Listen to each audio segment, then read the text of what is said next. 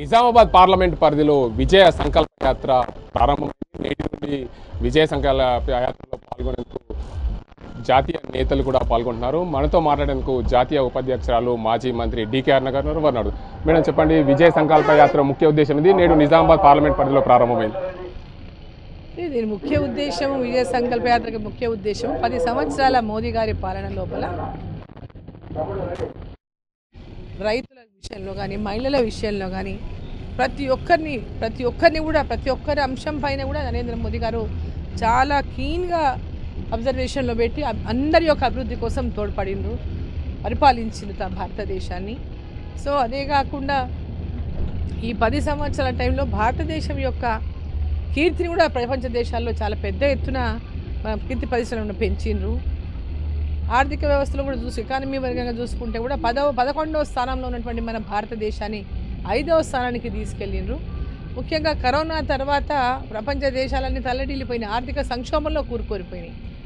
అటువంటి పరిస్థితుల్లో కూడా భారతదేశం అతిపెద్ద జనాభా ఉన్న దేశం అయినప్పటికీ కూడా భారతదేశం ఆర్థిక సంక్షోభంలో కూరుకుపోకుండా నిలకడగా నిలబెట్టిండ్రు భారతదేశాన్ని. మనం చుట్టుపక్కల చాలా దేశాలను చూసినాం, ఏ విధంగా ఆర్థిక సంక్షోభంలో కూరుకుపోయి తిండికి కూడా ఇబ్బంది పడుతున్నటువంటి పరిస్థితులు మనం చూసినాం ఈరోజు వేరే దేశాల్లో.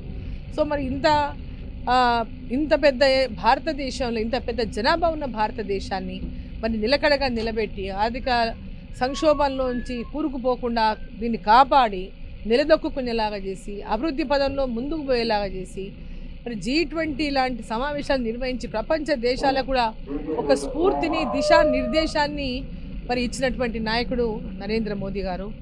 మరి ఈరోజు మహిళల విషయంలో వాళ్లకు టాయిలెట్స్ నిర్మాణమే కానివ్వండి, ప్రతి ఒక్కరికి పేదవాళ్ళకు అందరికీ కూడా గ్యాస్ ఉజ్వల కింద గ్యాస్ కనెక్షన్లే కానివ్వండి, ప్రతి మహిళలకు ముద్రా లోన్ల కింద SHG గ్రూపులకు ముద్రా లోన్ల కింద పెద్ద ఎత్తున వాళ్ళను లోన్లు ఇచ్చి చిన్న పరిశ్రమలు పెట్టుకోవడానికి తోడ్పడమే కానివ్వండి, స్ట్రీట్ వెండర్స్ కూడా 10,000 నుంచి 50,000కు లోన్ ఇచ్చి వాళ్ళకు తోడ్పడమే కానివ్వండి. సో అన్ని వర్గాలు వీరు అనకుండా అన్ని రంగాల్లో అన్ని వర్గాలు కూడా అభివృద్ధి చెందినప్పుడే భారతదేశం అభివృద్ధి చెందుతుంది అనేటటువంటి ఒక ఆలోచనతోన, ఒక వికసిత్ భారత్ సంకల్పంతోన వారు ముందుకు పోతున్నారు. నరేంద్ర మోదీ గారు ఒక విజన్తో ఈ దేశాన్ని నడిపిస్తూ ఉన్నారు.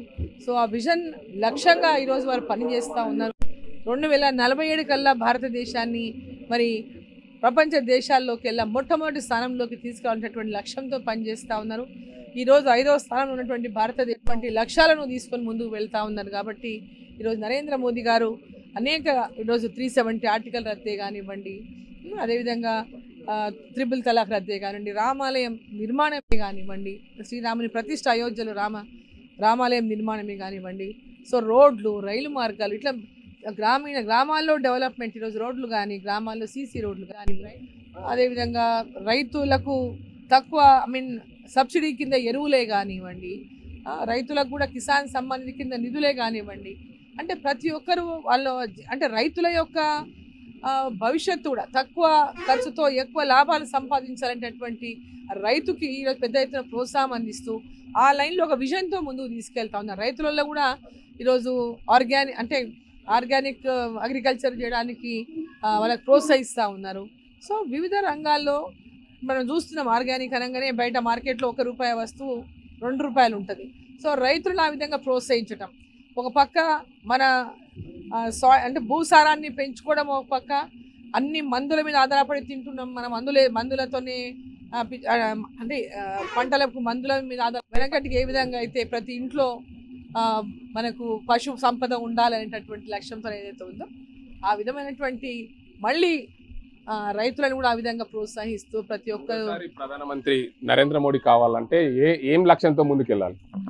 నరేంద్ర మోదీ గారు మూడోసారి ప్రధానమంత్రి ఖచ్చితంగా అవుతారు, దాంట్లో ఎలాంటి అనుమానమే లేదు.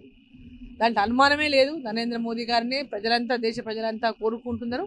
ఇక్కడ కూడా తెలంగాణలో కూడా ఈ ఓటు నరేంద్ర మోదీ గారికి మేము ఇప్పుడు వేసేటటువంటి ఓటు మోదీకే అని ఎక్కడ పోయినా కూడా మేము మోదీకే, ఈ ఓటు మోదీకే అనేటటువంటి విధంగా ప్రజల లోపల స్పందన ఉంది. సో నరేంద్ర మోదీ గారు తప్పకుండా మూడోసారి ప్రధానమంత్రి అయితే దాంట్లో అనుమానం లేదు. తెలంగాణ నుంచి అత్యధిక స్థానాలు ఇస్తారు. నిజామాబాద్ పార్లమెంట్ మళ్ళీ భారీ మెజార్టీతో గెలవబోతుంది, ఏం అనుమానం లేదు. తెలంగాణలో ఏర్పడ్డ కాంగ్రెస్ పార్టీ మొత్తంగా 10 స్థానాల పైగా కాంగ్రెస్ పార్టీ గెలుస్తుందని చెప్తున్నారు. దాని మీరేమంటారు? కాంగ్రెస్ పార్టీ దేశంలోనే ఈరోజు ఎన్ని రాష్ట్రాల్లో అధికారంలో ఉందో మనకు తెలుసు. ఇక్కడ పక్కల కర్ణాటక, ఇక్కడ తెలంగాణ, ఒక చిన్న హిమాచల్ ప్రదేశ్ రాష్ట్రంలో ఉంది. కర్ణాటకలో తెలంగాణలో అత్యధికంగా సీట్లు ఈరోజు గెలవబోయేది పార్లమెంటుకు భారతీయ జనతా పార్టీ. హిమాచల్లో మొత్తం భారతీయ జనతా పార్టీ గెలుచుకోబోతుంది. సో వీళ్ళు కేంద్రంలో అధికారంలోకి వస్తామని ఎట్లా చెప్తారు? వీళ్ళు ఎట్లా అధికారంలోకి వస్తారు? వీళ్ళు 6 గ్యారెంటీలు కూడా మేమేం చెప్తున్నారు, కేంద్రంలో ఈ 17 గెలిపేయండి మేము అధికారంలోకి వస్తామంటున్నారు. ఈ 17 గెలిపిస్తే 543 స్థానాల్లో 17 స్థానాలు గెలిస్తే అధికారంలోకి వస్తారండి. జోక్ కాకపోతే ఏం చెప్పండి. సో ఈరోజు ఎక్కడ కూడా రాహుల్ గాంధీని వాళ్ళు ఇండియా అలయన్స్ వాళ్ళు ఒప్పుకోవడం లేదు. ఆయననే ప్రధానమంత్రిగా ప్రకటించడం లేదు కదా, ప్రధానమంత్రి ఎట్టకెళ్ళి అవుతాడు? సో ఇదంతా కూడా కేవలం భారతీయ జనతా పార్టీ బీజేపీ ఒకటని ఎలక్షన్ల ముందు ఏ విధంగా అయితే దుష్ప్రచారం చేసిండ్రు, ఇప్పుడు అదే పాట పాడుకుంటూ ముందుకెళ్ళి మళ్ళీ ఒకసారి మోసం చేయాలనేటటువంటి ప్రయత్నం చేస్తూ ఉన్నారు. 6 గ్యారెంటీల విషయంలో కూడా మన ఎలక్షన్లో 6 గ్యారెంటీలు అని చెప్పి అధికారంలోకి వచ్చిండ్రు. ఇప్పుడు 6 గ్యారెంటీలు అమలు చేయాలంటే కేంద్రంలో మనం రావాలంటున్నాడు. అంటే వాళ్ళు కేంద్రంలో వాళ్ళు రారు, ఇవి అమలు చెయ్యరు. ప్రజలకు ఇది స్పష్టంగా అర్థం కావాలి. కేంద్రంలో వచ్చే నరేంద్ర మోదీ గారే పేద ప్రజలకు మేలు జరగాలంటే, ఈ రాష్ట్రానికి అన్ని రకాలుగా అండగా అందియాలంటే నరేంద్ర మోదీ గారి ప్రభుత్వమే అందియాలి. నరేంద్ర మోదీ గారి ప్రభుత్వం పూర్తిగా రాష్ట్రానికి సహకారం చేస్తేనే ఈ రాష్ట్రం అప్పుల రాష్ట్రం ప్రజలకు సర్వీస్ ఇవ్వగలుగుతుంది, అభివృద్ధి చేయగలుగుతుంది. లేకపోతే అవకాశమే లేదు. సో వీళ్ళు రాజకీయాల కోసం ప్రజలని మోసం చేయొద్దు. ఖచ్చితంగా వచ్చేదే నరేంద్ర మోదీ పార్టీ, భారతీయ జనతా పార్టీ. కేంద్రంలో నరేంద్ర మోదీ గారు ప్రధానమంత్రి అవుతారు. మొత్తంగా చూసుకోవచ్చు, 3వసారి కూడా దేశంలో ప్రధానమంత్రి నరేంద్ర మోడీ అవుతారు. దేశంలో ఎన్నో సంక్షేమ పథకాలు అందిస్తున్నారు, మహిళల కోసం కానీ రైతుల కోసం కానీ. ఈ సంక్షేమ పథకాలను అందిస్తున్న మోడీని మరోసారి ఎక్కడ కూడా మోడీకి ఓటేస్తామని చెప్తున్నారు. ఈ కాంగ్రెస్ పార్టీ ఏదైతే చెప్తుందో తెలంగాణలో అత్యధిక సీట్లు వస్తాయి, అది కాదు. తెలంగాణలో కర్ణాటకలో అత్యధిక సీట్లు బీజేపీ పార్టీ గెలుస్తుంది. దేశంలో 3వసారి నరేంద్ర మోడీ ప్రధానమంత్రి అవుతారని చెప్తున్నారు.